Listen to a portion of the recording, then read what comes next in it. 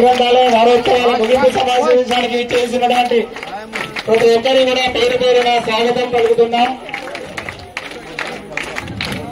ముందుగా సభాధ్యక్షులు ఈ సమావేశానికి సభాధ్యక్షులుగా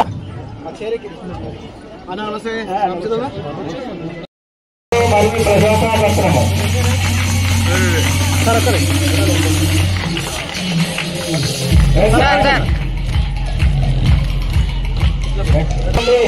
వెంకటేశ్వరంలో ఫస్ట్ ప్రైజ్ టీ సహస్ర ప్రెసిడెన్సీ హై స్కూల్. టీ సహస్ర ప్రెసిడెన్సీ హై స్కూల్ అండి.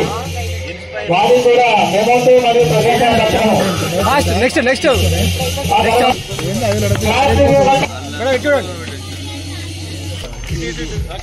తొందర రావాలి. అందరికి ప్రైజులు ప్రశంసా పత్రాలు రావాలి తొందర. సెకండ్ ప్రైజ్ ఆర్ అఖిల హ్యాపీ మిడిల్. అదేవిధంగా ప్రభుత్వ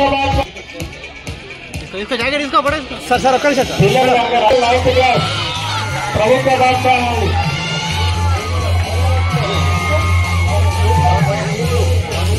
చూస్తున్నాడు సంబంధం లేదు. అటే చూస్తుండే చూస్తున్నాడు అది చూస్తున్నా అనంతరం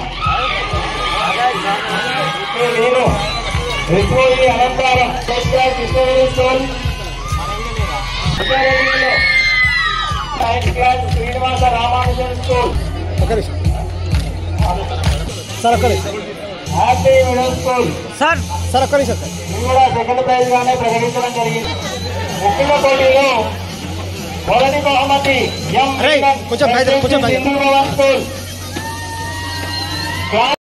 ఇక్కడ విచ్చేసిన ప్రతి ఒక్కరికి బహుశా చాలా మంది యూతే ఉన్నారు.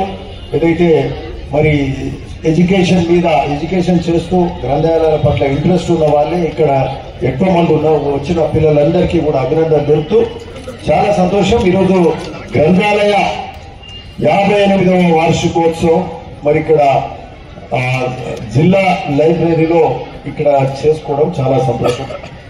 మరి ఈరోజు గత వారం నుంచి కూడా వరుస కార్యక్రమాలు చైర్మన్ అభయశిష్టి గారు చేస్తున్నారు. మరి ఇది ఇప్పుడే చెప్తా ఉన్నాం. ఇవన్నీ చూస్తూ ఉంటే గత వారం నుంచి కూడా వివిధ యాక్టివిటీలు చూస్తుంటే అంటే ఒక్కొక్క రోజు ఒక్కొక్క కార్యక్రమం చేసిండ్రు.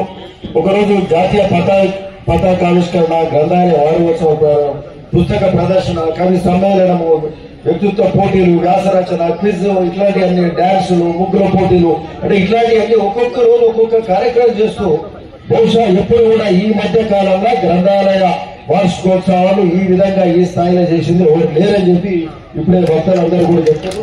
దానికి మా అభయశిష్టి గారిని కూడా అభినందిస్తున్నాం. సరే, ఇదే కాక మరి ఆయన జిల్లా మొత్తం అన్ని గ్రంథాలయాలు మండల వ్యాప్తంగా ఉన్నటువంటి మొత్తం జిల్లాల 16 లైబ్రరీలు ఉన్నాయి. జిల్లా గ్రంథాలయం ఇక్కడ భువనగిరి కాక మండలాలలో 15 ఉన్నాయి. కొత్త మండలాల్లో ఇంకా 2 వచ్చినట్లేదు.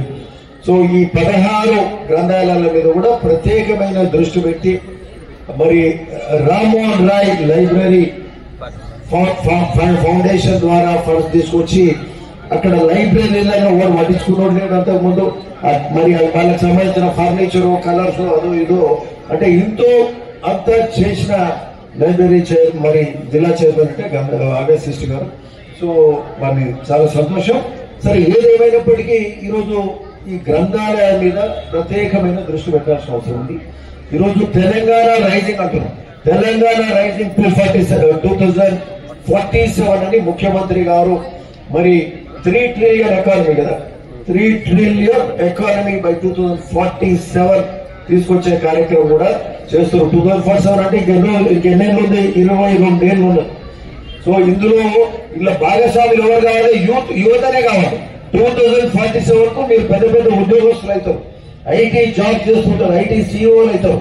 ఈనాటి యువతనే ఆ రోజు ఆ 2047 3 ట్రిలియన్ ఎకానమీలో మీరు ముఖ్యంగా భాగస్వాములు కాబోతున్నారు. కాబట్టి అంటే ఈ ఇంత పెద్ద గోల్ పెట్టుకున్నాము. ఈరోజు అనేక కార్యక్రమాల్లో ముందుకు పోతున్నాం. ఈరోజు యంగ్ ఇండియా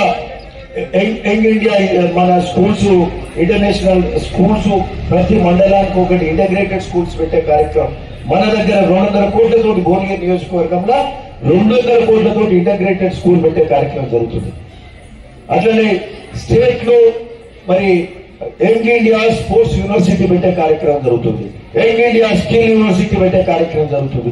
ఈ మధ్యనే ఐఐటి ఏదైతుందో ఐఐటిని అంతకుముందు ఐఐటిలో ఏం నేర్పేదంటే ఓన్లీ ఫిట్టర్లు ప్లంబర్లు అట్లాంటివి అయ్యేది. ఈ రోజు అవి కూడా స్కిల్ ఇన్స్టిట్యూట్స్ గా తీర్చిదిద్దే కార్యక్రమం ఐఐటిలో ఏసీటీ అంటారు. Advance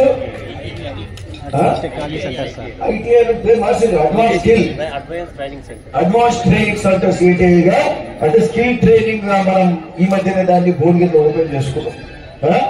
ATC advance training centres గా వాటిని ఓపెన్ చేసుకున్నాం. మరి ఇన్ని చేస్తున్నాం. లైబ్రరీల మీద కూడా దృష్టి పెట్టాలిగా. లైబ్రరీల మీద కొంత దృష్టి తక్కువనే ఉంది. చదువుతోటే మేధస్సు పెరుగుతుంది. చదువుతోటే చాలా కార్యక్రమాలు జరుగుతాయి. చాలా నేర్చుకోగలుగుతాం.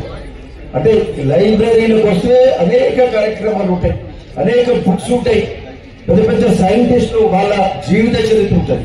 గాంధీ మహాత్ముని జీవిత చరిత్ర ఉంటుంది.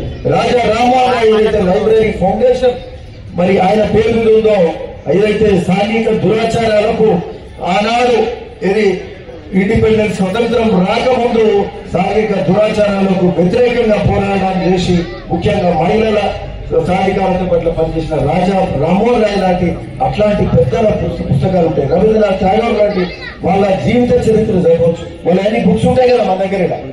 అట్లాంటి వాళ్ళ పెద్ద పెద్ద మహానుభావుల బుక్స్ ఉంటాయి. వాళ్ళ జీవిత చరిత్ర ఉంటుంది.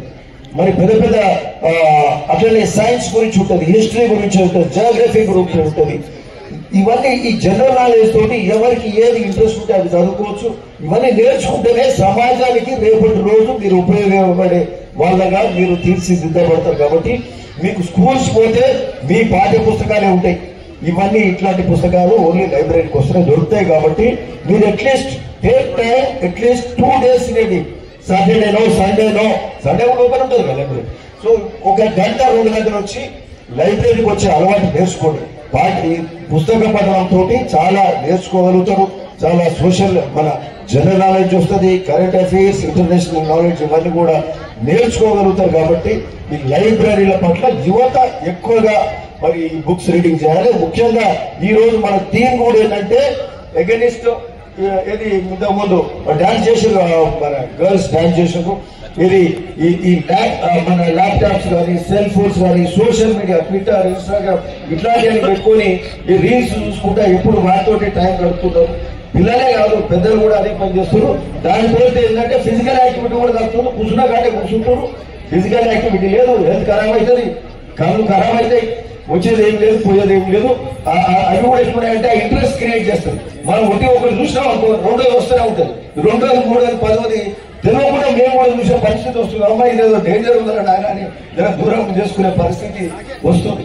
అంటే ఇది తెలియకుండా అట్లాంటి అవుతున్నాయి. కాబట్టి సోషల్ మీడియా మాధ్యమాలకు మీరంతా దూరం ఉండాలి. అది దానితోటి బహుశా చెడే ఎక్కువైతుందేమో అనిపిస్తుంది. ఎందుకంటే మన టైం అంతా ఏదైతుంది ఇన్యాక్టివ్ అయిపోతుంది, కదలకుంటుంటున్నారు. కాబట్టి సో సోషల్ మీడియా డిజిటల్ కానీ ఇట్లాంటి అన్నిటికి దూరం ఉంటూ లైబ్రరీలకు దగ్గర కావాల్సిన అవసరం ఉంది. మరి పుస్తక పఠనం నేర్చుకోండి. పుస్తక పఠనం చేస్తే మీ జీవితానికి ఉపయోగపడేలాగా ఈ పుస్తకాలలో మరి వివిధ గ్రంథాల ద్వారా మీరు నేర్చుకోగలుగుతారు. కాబట్టి సరే ఇట్లాంటి సూచనలు ఇక్కడ ఉన్న యువతకు చేస్తూ మరి ముఖ్యంగా ఈరోజు గ్రంథాలయాలకు సంబంధించి మరి ప్రత్యేకమైన దృష్టి కలెక్టర్ గారికి కూడా చెప్తున్నాం, వారి సూచన చేస్తా ఉన్నాం. దీని మీద ప్రత్యేకమైన దృష్టి పెడదాం. అయితే సిఎస్ఆర్ కార్పొరేట్ సోషల్ రెస్పాన్సిబిలిటీ ద్వారా అంటే ఈరోజు అనేక కార్యక్రమాలు చేస్తున్నాం. మాకు ఫస్ట్ ఏముంటుంది, రైతులకు మేలు చేయాలి, రైతులకు సాగునీరు కాలువలు ఇవ్వాలి, బునియాది కానీ పిల్లలు ధర్మాడి కాలువలు మా మనసుకు ఫస్ట్ వచ్చేది అది.